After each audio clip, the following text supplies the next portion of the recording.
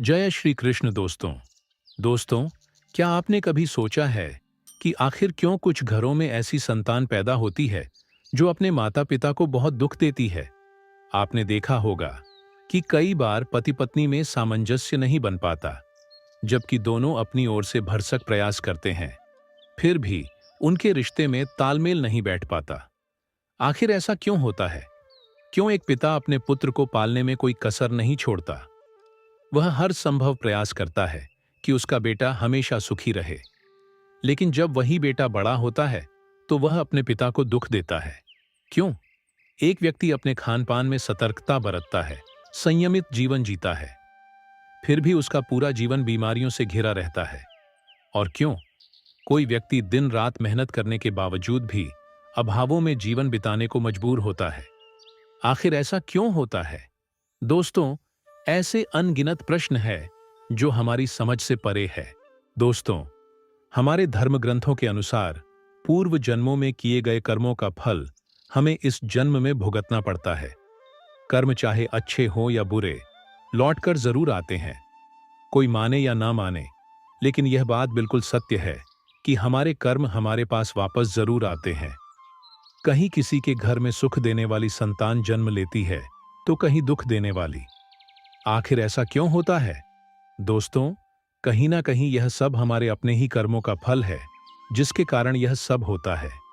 दोस्तों, इन बातों को समझने के लिए हम आज आपको एक कथा सुनाने जा रहे हैं जो हर व्यक्ति के लिए महत्वपूर्ण है। मेरा आपसे निवेदन है कि इस कथा को अंत तक पूरा सुनिएगा। इसमें हम आपको बताएंगे कि कैसे पूर्व जन्म में किए गए कर्म इस जन्म में हमारे जीवन को प्रभावित करते हैं। दोस्तों, कथा को शुरू करने से पहले कमेंट बॉक्स में लिखिए जय श्री राधे कृष्ण। वीडियो को भी लाइक करें और अपने दोस्तों के साथ भी शेयर करें और चैनल को सब्सक्राइब करना ना भूलें। तो अधिक देर ना करते हुए इस कथा को शुरू करते हैं। दोस्तों, यह बहुत पुराने समय की बात है। एक गांव में दो कुत्ते रहते थे। दोनों पक्के दोस्त थे। वे हमेशा साथ रहते, साथ खेलते, साथ खाते पीते और साथ सोते थे। उनमें से एक का नाम था धीरू और दूसरे का नाम था वीरू। एक दिन धीरू और वीरू जब आराम से बैठे थे तो वे आपस में बातें करने लगे। धीरू बोला, मित्र वीरू, कभी कभी मैं सोचता हूं कि हमने कौन से ऐसे बुरे कर्म किए थे जो हमें इस जन्म में कुत्ते का जन्म मिला है। सुबह से शाम तक दौड़ते दौड़ते हालत खराब हो जाती है, तब कहीं जाकर पेट भरने को थोड़ा बहुत मिलता है। कई बार तो जिस दरवाजे पर जाता हूं तो वहां से डंडे मारकर भगा दिया जाता है। खाना तो दूर की बात, उल्टा डंडे की मार खानी पड़ती है।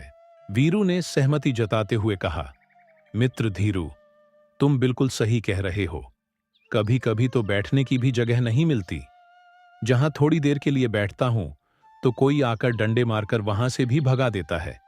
ना तो ठीक से बैठ पाते हैं, ना आराम से लेट पाते हैं।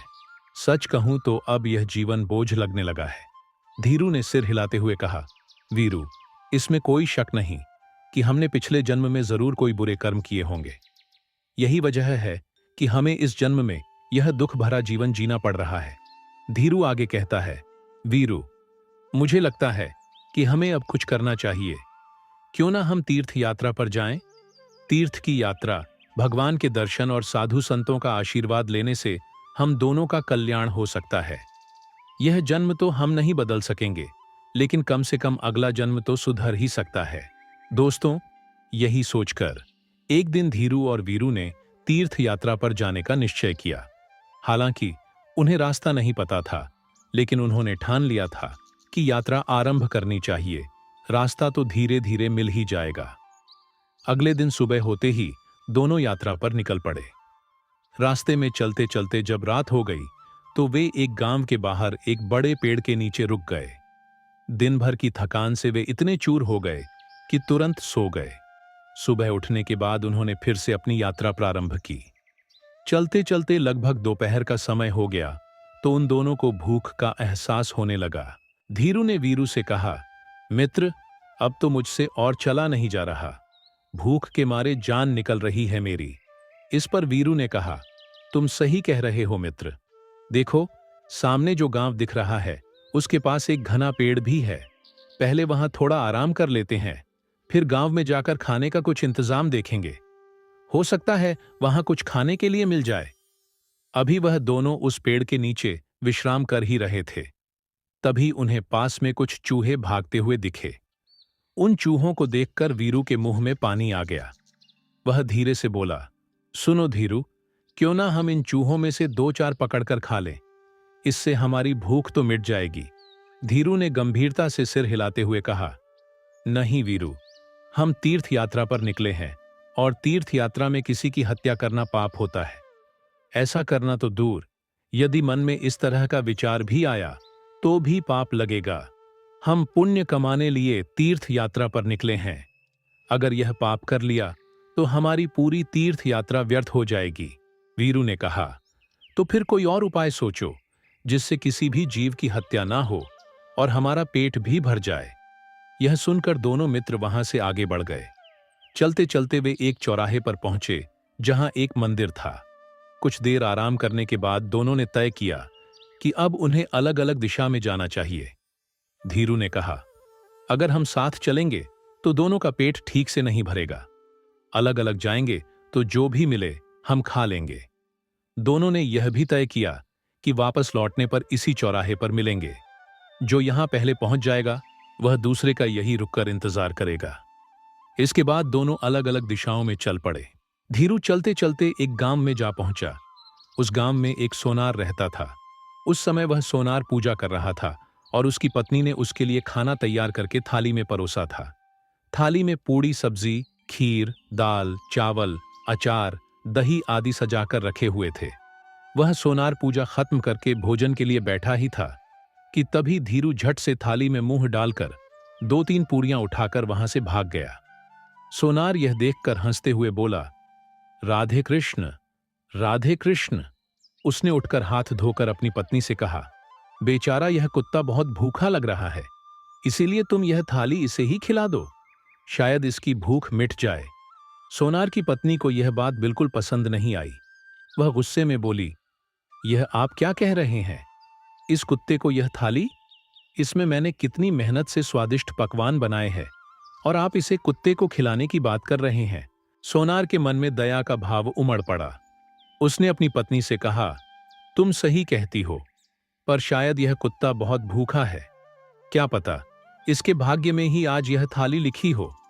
कहते हैं दाने दाने पर खाने वाले का नाम लिखा होता है, इसलिए इसे यह थाली मिलनी ही थी और इसने इसे झूठा कर दिया। इसके बाद सोनार ने धीरू को पेट भर खाना खिलाया।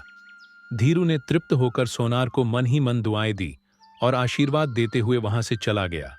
उधर वीरू इधर उधर भटकते हुए एक व्यापारी के घर जा पहुंचा। व्यापारी ग्राहकों से झगड़कर थका मांदा अपने घर लौटा था। उसकी पत्नी ने उसके लिए तरह तरह के पकवान और मिठाइयों से सजी थाली रखी थी और वहां से चली गई थी। जब वह व्यापारी खाने के लिए बैठा और थाल खोलकर के भोजन करने के लिए तैयार हुआ ही था कि तभी वीरू ने मौका पाकर थाली में मुंह डाल दिया और एक रोटी का टुकड़ा तोड़कर भागने की कोशिश करने लगा। यह देखकर व्यापारी का पारा चढ़ गया। उसकी आंखें गुस्से से लाल हो गईं। उसने कोने में रखी लाठी उठाई और गालियां देते हुए वीरू की कमर पर जोर से वार किया। दर्द से चिल्लाते हुए वीरू वहीं गिर पड़ा। उसकी कमर टूट चुकी थी और वह भागने में असमर्थ हो गया। व्यापारी ने गुस्से में आकर उस पर 2-4 लाठियां और मार दी। वीरू अधमरा हो गया।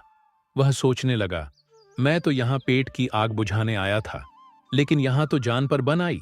यह व्यापारी कितना निर्दयी है कि एक पूरी का टुकड़ा भी बर्दाश्त नहीं कर सका और मेरी कमर तोड़ डाली। इधर धीरू पेट भर खाना खाकर चौराहे पर आराम से बैठा था और अपने साथी वीरू का इंतजार कर रहा था। वह बार बार इधर उधर देखता, लेकिन वीरू कहीं नजर नहीं आ रहा था। समय बीतता गया और जब वीरू नहीं लौटा तो वह लाचार और उदास होकर चौराहे पर बैठ गया। थोड़ी देर और इंतजार करने के बाद धीरू ने फैसला किया कि वह वीरू को ढूंढने निकलेगा। उसका दिल बेचैन था और वह अपने दोस्त की तलाश में चल पड़ा। कुछ दूर चलने के बाद उसे वीरू नजर आया। वह दौड़ते हुए उसकी तरफ बढ़ा। उसकी टूटी हुई कमर देखकर वह बहुत ही दुखी हुआ।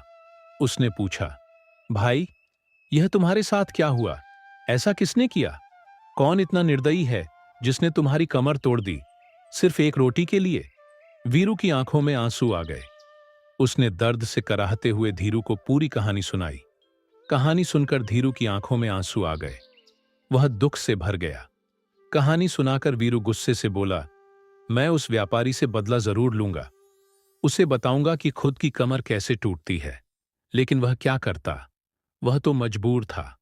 वह अधम योनि में जो जन्म ले चुका था, और वह कुत्ते की योनि में था। धीरू भी कृतज्ञ होकर बोला, मुझे भी उस सोनार का कर्ज चुकाना है। उसने मुझ पर कितनी कृपा की है। इन सब बातों पर विचार करते हुए आखिर में दोनों कुत्तों ने यह फैसला किया कि उन्हें अब अपने प्राणों को त्याग देना चाहिए, और प्राण त्यागने के पश्चात उनके घरों में जन्म लेना चाहिए। इसके बाद दोनों कुत्ते, धीरू और वीरू, एक नदी में डुबकी लगाकर अपने प्राण त्याग देते हैं। संयोगवश व्यापारी को कोई संतान नहीं थी, और ना ही सोनार को। सोनार के घर धीरू का जन्म हुआ, और व्यापारी के घर वीरू का जन्म हुआ। व्यापारी बहुत खुश हुआ, लेकिन उसकी खुशी ज्यादा देर नहीं टिक पाई। जैसे ही व्यापारी के घर पुत्र पैदा हुआ, उसका बैल मर गया और उसकी पत्नी भी बीमार रहने लगी। साथ ही उसके बेटे के पहले ही जन्मदिन पर व्यापारी के हरे भरे खेतों में जानवर घुस गए, जिससे व्यापारी का जीवन मुश्किलों से भर गया।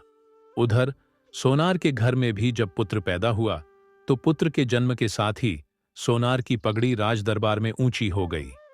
सोनार ने राजा को एक युद्ध में जीत की बात बताई, जिससे प्रसन्न होकर राजा ने उसे राज्य मंत्री नियुक्त किया और उसे एक महल और अपार धन भेंट दिया। जैसे जैसे सोनार का बेटा बड़ा हुआ, वह अपने पिता के समान तेजस्वी और गुणी साबित होने लगा। उसने कम उम्र में ही शास्त्रों का गहन अध्ययन कर लिया था। उसकी विद्वता का आलम यह था कि बड़े बड़े विद्वान भी उससे शास्त्रार्थ में पराजित हो जाते थे। यह देख सोनार का हृदय गर्व और आनंद से भर जाता था, क्योंकि उसका पुत्र उसे हर कदम पर सुख देता था। वही दूसरी ओर व्यापारी का बेटा बिल्कुल अलग स्वभाव का निकला। वह आलसी और दुष्ट प्रवृत्ति का था। हर छोटी बड़ी बात पर अपने पिता को ताने मारता, गालियां देता और घर का पैसा जुए में बर्बाद करता। व्यापारी अपने बेटे की ऐसी हरकतों से परेशान होकर अत्यंत दुखी रहने लगा। अंततः उसने सोचा कि बेटे को सुधारने का कोई उपाय करना चाहिए। इसी सोच के साथ वह एक प्रसिद्ध ज्योतिषी ब्राह्मण के पास गया। उसने देखा ज्योतिषी ब्राह्मण अपनी कुटिया के बाहर ध्यानमग्न बैठे थे। फिर वह व्यापारी उनके पास गया और अपनी समस्या उसके सामने रखी। ज्योतिषी ब्राह्मण ने उसकी बात सुनी और कहा, तुम्हारे बेटे को सुधारने का सबसे अच्छा उपाय है उसका विवाह। तुम अपने बेटे का विवाह करवा दो। विवाह का बंधन अक्सर बुरे से बुरे स्वभाव को भी बदल देता है। फिर व्यापारी ने ब्राह्मण को प्रणाम किया और घर लौटकर तुरंत अपने बेटे का विवाह कराने का निर्णय लिया। वह अपने पुत्र के लिए योग्य कन्या की तलाश करने लगा। उधर सोनार ने भी अपने पुत्र के विवाह का विचार किया और शीघ्र ही उसका विवाह एक सुशिक्षित और गुणी लड़की से करवा दिया। सोनार की बहू ने आते ही अपने ससुराल को स्वर्ग बना दिया। उसका व्यवहार ऐसा था कि उसने पूरे परिवार को खुशियों से भर दिया। दूसरी तरफ व्यापारी ने भी अपने बेटे का विवाह करवाया, लेकिन विवाह के अगले ही दिन एक भयानक घटना घटी। उसका बेटा अचानक चल बसा। बहू ने घर में आते ही कोहरम मचा दिया और रो रोकर अपने ससुर को कोसने लगी। बहू के कटु वचन सुनकर व्यापारी गहरे सदमे में चला गया। उसने अपनी हालत पर रोते हुए दीवार से सिर पटकना शुरू कर दिया और चिल्लाने लगा, मेरा बेटा मेरी कमर तोड़कर चला गया। दोस्तों, यह कहानी हमें सिखाती है कि जैसा हम कर्म करते हैं, वैसा ही फल हमें भोगना पड़ता है, चाहे वह कर्म इस जन्म के हो या पिछले जन्मों के। जैसे इस कहानी में सोनार ने अपने जीवन में अच्छे कर्म किए, जिसके कारण उसे एक सुखद और गुणवान संतान मिली। वही व्यापारी के बुरे कर्मों का परिणाम उसे दुखी और अहंकारी संतान के रूप में मिला। यह सत्य है कि हमारे जीवन में जो भी सुख दुख आते हैं, वे हमारे कर्मों का परिणाम होते हैं। पति पत्नी में अनबन, घर में क्लेश या कोई अन्य समस्या, यह सब हमारे पूर्व जन्म के कर्मों का फल है। कर्मों का भोग धार्मिक और आध्यात्मिक दृष्टिकोण से मिलता है। धार्मिक और आध्यात्मिक साहित्य में कहा गया है कि अच्छे कर्मों से सद्गुणों और शुभ परिणामों की प्राप्ति होती है, जबकि बुरे कर्म जीवन में कष्ट और दुख लाते हैं।